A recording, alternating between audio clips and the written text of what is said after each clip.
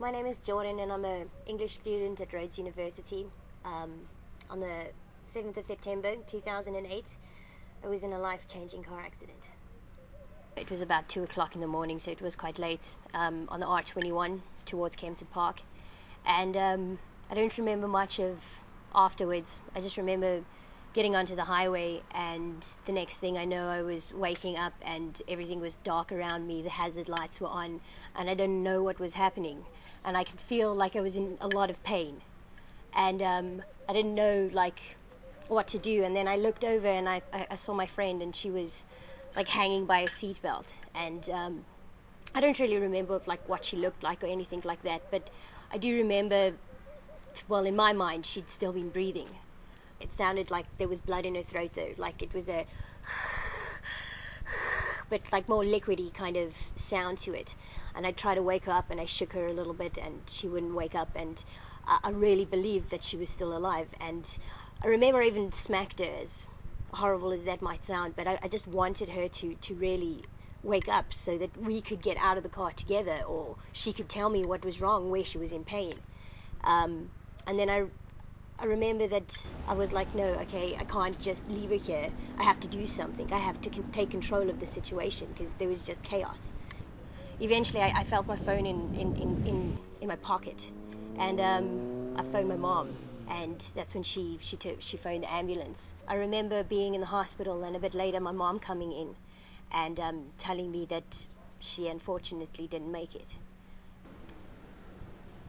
And I remember the reaction on my friends' faces when they saw me. Like, they were relieved that I was still alive, but somehow I could feel they were thinking that, like, it was my fault. Like I'd done something, and at that stage, nobody knew what had happened. I kept blaming myself, and I thought people were blaming me as well. But they weren't really that different. It was just a perceived thing. I never used to really go anywhere. I used to stay at home. Like, everybody would phone, Jordan, what are you doing? And I didn't want to do anything.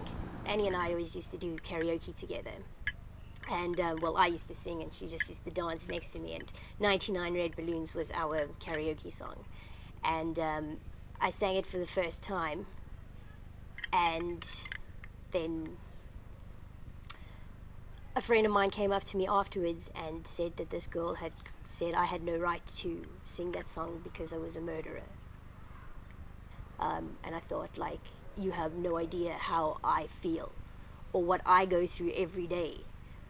And I thought to myself that it was just so unfair that she'd thought that, because I never would have wanted her to die. If I could have chosen, I would have rather gone myself.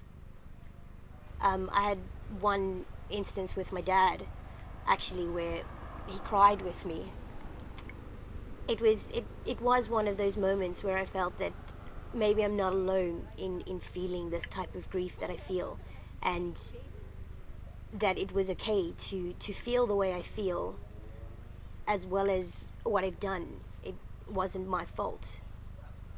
I also remember another conversation with a lady I used to work with, where she said that I should think of it as she chose me, and that I must forgive her for choosing me. And I never really understood it until I went to the UK, and I really felt like maybe she did choose me. Maybe she loved me so much that she wanted her last moments to be with me. I think of her every day. Like, I see her in the smallest of things, whether it's a gesture from somebody else or something that she would say. Even, like, I say those things.